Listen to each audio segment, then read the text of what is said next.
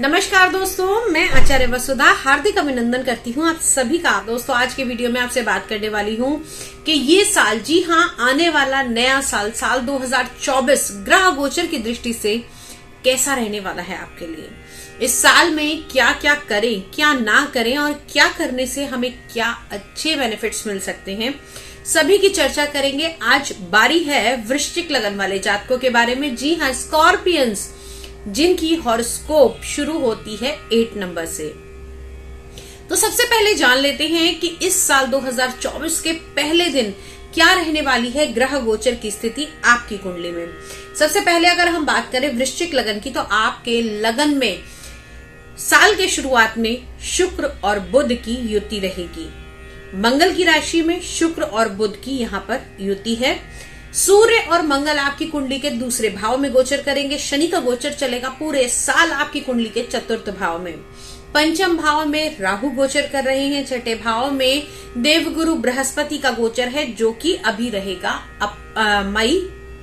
1 मई 2024 तक। उसके बाद में चंद्रमा का गोचर चल रहा होगा आपकी कुंडली में पहले दिन 10वें भाव में। 11वें भाव में केतु गोचर भ्रमण कर रहे हैं। ये तो है ग्रह गोचर की स्थिति, लेकिन अब जान लेते हैं कि इस ग्रह गोचर का प्रभाव आपके जीवन पर क्या पड़ने वाला है, कैसा रहने वाला है वृश्चिक लगन वाले जातकों का ये वर्ष। तो अगर हम बात करें वृश्चिक लगन वाले जातकों के बारे में, तो इस साल में आप लोगों को उन्नति प्राप्त होगी। साथ ही साथ साल की शुरुआत में बुध और शुक्र की खूबसूरत सी युति, धन का योग बनेगा आपकी कुंडली के लगन स्थान में। तो पैसा तो मिलेगा ही, लेकिन वहीं पर आप लोग खर्चे भी ज्यादा करते हुए दिखाई देंगे। अगर हम बात करें, आपके लगन के स्वामी अपने से दूसरे भाव के अंदर गोचर करेंगे साल के शुरुआत में, तो यहाँ पर आप लोगों की वाणी में थोड़ी सी कठोरता आ सकती है। और साथ ही साथ सूर्य का साथ होने के कारण आपकी जो वाणी रहेगी वो बड़ी ही प्रभावशाली शब्दों का आप लोग इस समय चयन करेंगे। हो सकता है वो किसी को दिल दुखा सके, लेकिन कोशिश कीजिएगा कि आप अपनी लैंग्वेज को और ज्यादा अच्छे से और पॉलिश तरीके से सामने वाले के आगे प्रस्तुत करें। अगली बात करते हैं, आपकी कुंडली में जो चल रहा है शनि देव का गोचर। साल 2023 में बड़े सारे बदलाव आए। शनि, राहु, केतु, देवगुरु बृहस्पति सभी ने राशि परिवर्तन किया। कभी ग्रह मार्गी हुए तो कभी वक्री हुए। लेकिन दोस्तों, इस साल 2024 में बड़े ग्रहों की अगर हम बात करें, तो शनि यही रहेंगे आपकी कुंडली के चतुर्थ भाव में। राहु और केतु गोचर करेंगे, आपकी राहु गोचर करेंगे पूरे साल आपकी कुंडली के पंचम भाव में, और केतु का गोचर रहेगा कुंडली के 11वें भाव में। और पूरे साल इनको यही रहना है, बस डिग्रिकली चेंजेस होंगे, नक्षत्रों के चेंजेस होंगे। उसके अलावा देवगुरु बृहस्पति का राशि परिवर्तन होगा मई के महीने में। तो सबसे पहले यहीं से शुरुआत करते हैं। आपकी कुंडली में देवगुरु बृहस्पति मालिक हैं आपके दूसरे घर के और साथ ही साथ आपके पंचम भाव के। तो अगर हम बात करें, एक तो आपका धन स्थान और दूसरा आपका पंचम भाव, आपका प्रेम का, आपके संतान का, आपकी शिक्षा का, आपके कहीं ना कहीं अगर हम बात करें तो प्रेम भाव का, रिलेशनशिप का। यहाँ पर से अगर हम देखें तो पंचम भाव का स्वामी छठे भाव में गोचर कर रहा है, दूसरे भाव का स्वामी छठे भाव में।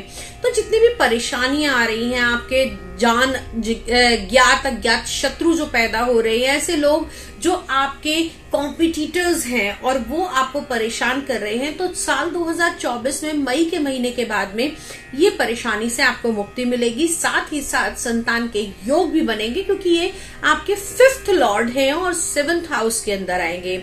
आप लोगों के देवगुरु बृहस्पति के राशि परिवर्तन से अगर मैं कहूं कि आप लोगों को जो ये क्रूशल टाइम निकालना है, जनवरी से लेकर अप्रैल तक के महीने का ये टाइम पीरियड आपके लिए जो है वो थोड़ा सा हर्डल्स भरा हो सकता है, शिक्षा के क्षेत्र को लेकर भी और साथ ही साथ आपके प्रेम संबंध और संतान को लेकर भी। अब जो बच्चे किसी प्रकार के कंपटीशन के एग्जाम की तैयारी कर रहे हैं, पढ़ाई में आगे बढ़ना चाहते हैं, किसी प्रकार के एडमिशन लेना चाहते हैं, किसी प्रकार की कंसल्टेशन सर्विसेज खोलना चाहते हैं, तो आप लोग अगर मई के बाद में अगर शुरुआत करेंगे वृश्चिक लगन वाले मई 2024 के बाद में, तो ज्यादा बेटर रहेगा। 1 मई से आप आरंभ कर सकते हैं, क्योंकि यहाँ से राशि परिवर्तन देवगुरु बृहस्पति का हो जाएगा। उसके साथ ही साथ आपके आपसे रिलेशन भी बढ़ते हुए दिखाई देंगे। आप अगर मैरिड हैं और अभी आपकी मैरिज में परेशानियां चल रही हैं, आपस में किसी की नहीं बन रही आप लोगों की, तो आने वाले टाइम में वो और ज्यादा बेटर होती हुई दिखाई देगी। मई के महीने से हर्ट्स जो है वो कम हो जाएंगे। अब बात कर लेते हैं आपकी कुंडली में शनिदेव की परिस्थिति के। चतुर्थ भाव में शनि गोचर कर रहे हैं। यहां पर अगर हम बात करें तो मूल त्रिकोण राशि में शनि चतुर्थ भाव में बैठे, सुख के स्थान में बैठे, थोड़ा सा कम करेंगे आपके सुखों को, लेकिन अगर आप मेहनत करेंगे तो आपको इन सुख साधनों की प्राप्ति निश्चित तौर पर हो सकती है, क्योंकि शनि हमेशा कर्म के फल देते हैं। वैसे तो हम कहते हैं कि शनिदेव चतुर्थ भाव में अच्छे फल नहीं देंगे, लेकिन यहाँ पर ये इनके अपनी ही राशि में बैठे हैं, अपने ही घर के अंदर बैठे हैं, तो बड़ी कंफर्टेबल सी स्थिति है। मूल त्रिकोण राशि है इनकी और यहाँ पर बैठकर ये शशि योग का निर्माण भी कर रहे हैं। तो इस टाइम पीरियड के दौरान आप अपने पुराने मकान के अंदर कुछ रिनोवेशन कर सकते हैं। साथ ही साथ कोई पुरानी गाड़ी, सेकंड हैंड गाड़ी भी खरीद पाएंगे, लेकिन उसके लिए आपको प्रयास ज्यादा करने पड़ेंगे। अब बात करते हैं आप लोगों के हेल्थ से जुड़ी हुई। तो दोस्तों अगर मैं बात करूं यहाँ पर आपकी हेल्थ से जुड़ी हुई, तो साल के शुरुआत में आपको छोटी मोटी समस्याएं आपके ब्लड के इन्फेक्शन की आ सकती हैं, लेकिन मिड ऑफ द ईयर ये परेशानियां थोड़ी सी समाप्त होती हुई दिखाई देंगी। देवगुरु बृहस्पति का भी जैसे ही राशि परिवर्तन होगा तो यहाँ से आपके पेट के रोगों में आपको शांति मिलेगी। खासतौर से उन लोगों को जिन्हें डायबिटीज की प्रॉब्लम है, पैनक्रियास की प्रॉब्लम है, डाइजेशन की प्रॉब्लम है, उन लोगों की ये प्रॉब्लम सॉल्व होती हुई दिखाई देगी। अब बात कर लेते हैं उन बच्चों के बारे में जो शिक्षा के क्षेत्र में आगे बढ़ना चाहते हैं या फिर अपनी नौकरी ज्वाइन करना चाहते हैं या नौकरी की तलाश में है। तो दोस्तों अगर मैं बात करूं आप लोगों के लिए, तो आने वाला टाइम 15 मई के बाद में आपके जॉब के चांसेस और ज्यादा बेटर होते हुए दिखाई देंगे। सरकारी नौकरी से जुड़े हुए लोगों के लिए भी ये वर्ष बहुत ही उत्तम रहने वाला है। इस साल में खास तौर से वकील, डॉक्टर और इंजीनियर्स के लिए नए अपॉर्चुनिटीज बनती हुई दिखाई देंगी। अब बात कर लेते हैं कि इस साल में आपको क्या करना है और क्या नहीं करना। राहु और केतु की भी बात मैं आपसे सबसे पहले करती हूँ। अब राहु अगर हम देखें तो आपके पंचम भाव में बैठे हुए हैं, यहाँ पर बैठकर कहीं ना कहीं आपको डिस्टर्ब करेंगे। किस चीज में डिस्टर्ब करेंगे? पढ़ाई की तरफ मन नहीं लगने देंगे।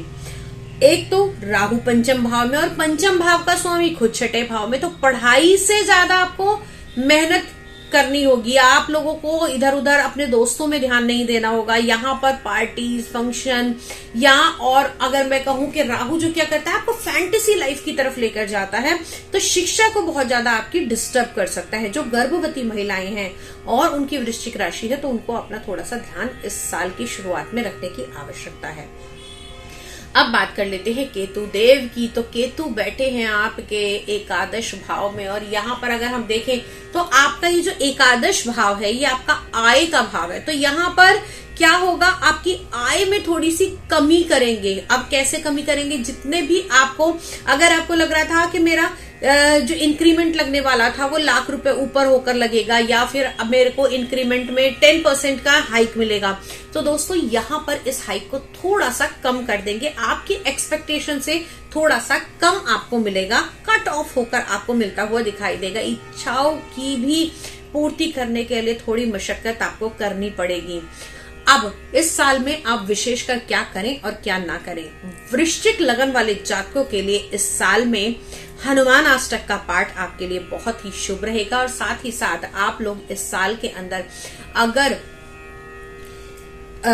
येलो सफायर, जिसे हम पुखराज भी कहते हैं, वो धारण करेंगे तो आपके लिए बहुत ही शुभ है। अगर आपका वृश्चिक लगन है तो निसंकोच आप पुखराज धारण कर सकते हैं।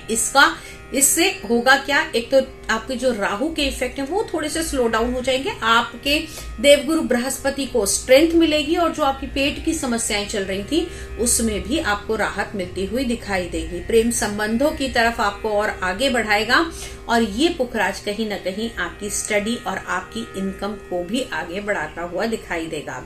पिता से संबंध इस साल आपके अच्छे रहने वाले हैं। माता की हेल्थ का आपको ध्यान रखने की आवश्यकता है। ओवरऑल ये साल आपके लिए मिला जुला रहेगा, लेकिन हाँ, फिर से यही कहूंगी कि वृश्चिक लगन वाले जात को इस साल में अगर कुछ भी पाना है तो मेहनत अधिक करनी पड़ेगी, क्योंकि केतु और शनि कहीं ना कहीं, केतु राहु और शनि कहीं ना कहीं आपको डिस्टर्ब करते हुए दिखाई देंगे, क्योंकि मन के कारक के ऊपर शनि का होना, चतुर्थ भाव पर शनि का होना आपके मन को बड़ा डिस्टर्ब करेगा, आपको कोई डिसीजन नहीं लेने देगा। वहीं अगर हम बात करें तो राहु की दृष्टि आपके लगन भाव पर है, आप लोगों को मेंटली जो है वो इतनी टेंशन दे देगा कि आपको समझ ही नहीं आएगा कि मैं डिसीजन क्या लूं। तो ओवरऑल इस साल में थोड़ा सा ध्यान रखिए। साल 2024 आपके लिए अच्छा हो, लेकिन फिर भी हर व्यक्ति की अपनी अलग जन्म कुंडली है, हर व्यक्ति के अपने अलग कर्मास हैं, अलग ग्रह और नक्षत्र हैं। यदि आप व्यक्तिगत रूप से अपनी कुंडली का विश्लेषण कराना चाहते हैं तो आप मुझसे जुड़ सकते हैं, नंबर स्क्रीन पर अवेलेबल हैं। साथ ही साथ मेरे इंस्टाग्राम चैनल पे भी जुड़े, जहां रील्स के माध्यम से मैं आपको डेली कुछ ना कुछ नया सजेस्ट करती रहती हूँ। अगली वीडियो में फिर से मुलाकात करते हैं, तब तक के लिए जय मां भगवती।